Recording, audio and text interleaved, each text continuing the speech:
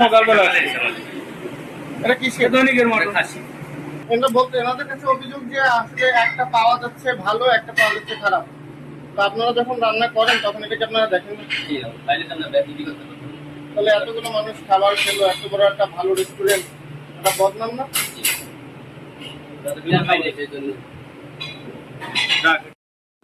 Mutton থেকে বাইরে চলেন না, মাটন থেকে ঘুমিয়ে আপনি যদি বলেন যেমন মাটন থেকে ব্যাড স্মেল স্যার, এটা তো ভাই আপনি কি বলেন তো? আপনি আমি খাইয়ে সবাই অবজেকশন দিচ্ছে, আমি খাইছি বাইরে তো বমি করছি। বাইরে চলেন, ওইখানে চলেন, দেখেন এখানে বমি করছি কিনা। আমি ইফতারি 10 মিনিট আগে এসে বসে অর্ডার দিচ্ছি, খাইছি। খাওয়ার পরে বাইরে গেছি, ঝামেলার পরে আপনারা আইসেন, তারপরে আমি নিচে গেছি। নিচে যে খাওয়ার পর বমি হচ্ছে, এখন পেটে ব্যথা করছে। কয়জন আসছিলেন? 3 জন আইছেন। আর দুজন এই যে আমার ফ্রেন্ড, আমরা আসছি নড়াইল থেকে। আমরা ইদার একটা ফ্রেন্ড সেভাবে আগে পরে এখন আসা হয়েছে। আগে পরে এরকম বিশ্বাসের সাথে আমরা এখানে আসি। এর দিকে সমস্যা ভালো ছিল, ভালো ছিল।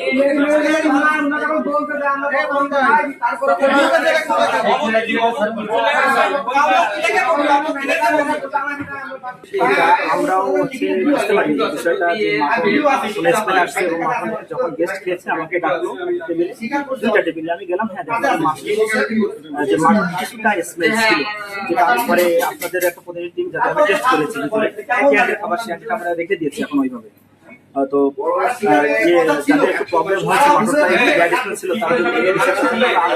তাদের কেন হলো আমরা ফাইনাল প্রসেসটা করছি। আমার ভেন্ডরকে আমরা ডেকেছি, সেটা আসার পরে আমরা এটা যে উনি আসলে কেন এই ধরনের মাটন আসলো বা আমরাও বুঝতে পারলাম না, এটা আমরাও আমার ম্যানেজমেন্ট এবং সে বিষয়ে আমরা কথা বলছি বিষয়টা নিয়ে। আচ্ছা, আমার কাছে একটা প্রশ্ন, সেটা হলো আপনারা যখন মাটন বা মাংস যেটা আপনার রান্না করার আগে অবশ্যই তো ধৌত করেন, অবশ্যই ধৌত করার সময় পচা আর ভালোর মধ্যে আপনারা তফাৎ বুঝতে পারেন? বোঝা যায়নি স্যার, এটা যদি আমরা ওইভাবে বুঝতে পারতাম অবশ্যই কখনো এটা একটা ব্র্যান্ড খাচ্ছি ভাই আমরা।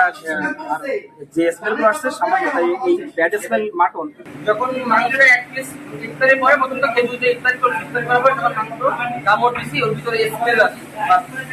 আমি এক পিস খাইছি অর্ধেক, তারপর আমার ভালো লাগছে না লাগে। আমার পাশে যে ছিল তাকে বলতেছি, ভাই মানে এই খাবারের মাংসে কি গন্ধ আসতেছে? সে বলছে আমারও আসতেছে।